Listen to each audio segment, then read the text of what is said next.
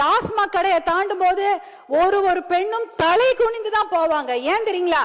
அந்த பக்கத்துல தலை நிமிந்து பார்த்தா யாராவது ஐ கான்டாக்ட் வந்துருச்சுன்னா என்ன மாதிரி விமர்சனங்களை தாங்க வேண்டுமோ, எப்படி கேலி பண்ணுவாங்களோ, யாராவது தப்பா சொல்லுவாங்களோ, பேசுவாங்களோன்னு பயந்து கொண்டு தலை குனிந்து போய் கொண்டிருப்பார்கள். இந்த பக்கம் அந்த பக்கம் பார்க்கவே மாட்டாங்க, அப்படியே போவாங்க. ஏன் இந்த நிலைமை?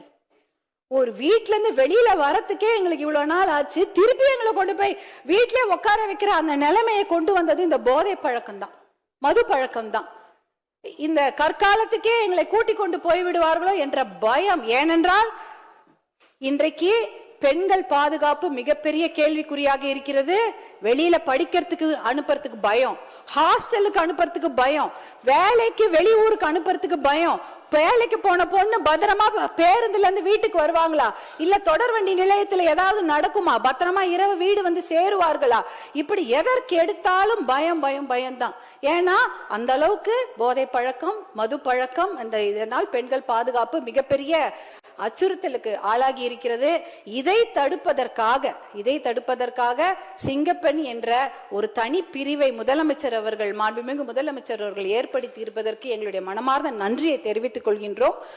அதே சமயம் ஒரு ஆக்கப்பூர்வமான ஒரு சஜஷன் தான், இந்த துறையை தனியாக ஏற்படுத்தி அதற்கு ஒரு டிஜிபி அவர்களை போட்டு நீங்க அவர் கீழே ஒரு பெரிய குழுவை அமைத்தீர்கள் என்றால் அது விமன் சேஃப்டிக்கு மட்டுமல்ல, விமன் எம்பவர்மெண்ட்டுக்கும் ஒரு மிகப்பெரிய ஒரு நடவடிக்கையாக அமையும் என்பதை இந்த நேரத்தில் நான் உங்களுக்கு வேண்டுகோளாக வைக்க விரும்புகின்றேன். பாட்டி வீட்டுக்கு பத்திரமா போயிட்டு வரணும் குழந்தைங்க, அதுதான். ஒரு பாட்டி வீட்டுக்கு போற குழந்தைய கூட இன்னைக்கு பாலியல் வன்கொடுமை, கூட்டு பாலியல் வன்கொடுமை போன்ற கொடுமைகள் நிகழ்ந்து கொண்டிருக்கிறது. அதை தடுத்து நிறுத்த வேண்டும். ஒரு பெண்ணா அதை தான் என்னால கேட்க முடியும். அந்த அளவுக்கு மனம் குமிறி போய் கிடக்கிறோம் நாங்கெல்லாம். என்னை போன்ற பெண்கள் படிப்பதற்கும், கல்லூரிக்கு போவதற்கும், வேலைக்கு போவதற்கும், இது போல சட்டமன்றத்தில் பேசுவதற்கும், ஏன் ஓட்டுரிமை பெறுவதற்கு கூட எத்தனை நூற்றாண்டுகள் ஆகிவிட்டது. எத்தனையோ நூற்றாண்டுகள் அந்த மாதிரி பெண்கள் வெளியே வர முடியாத ஒரு நிலைமை. ஆனா இன்னைக்கு அதையெல்லாம் மீறி பெண்கள் வந்து சாதித்திருக்கிறார்கள்.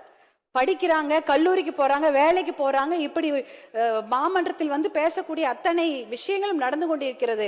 ஆனால் இந்த போதை பழக்கம், மது பழக்கம் இருக்கும் போது எந்த பெண்களுக்கும் பாதுகாப்பில்லாத ஒரு நிலைமை. அதே நேரத்தில் சமூக நீதிக்கு பாதிப்பு ஏற்படுத்தும் செயல்களையோ, தமிழ்நாட்டு மக்களுக்கு எதிரான நடவடிக்கைகளையோ தமிழக அரசு மேற்கொண்டால் அதை பாட்டாளி மக்கள் கட்சி எதிர்க்கும்.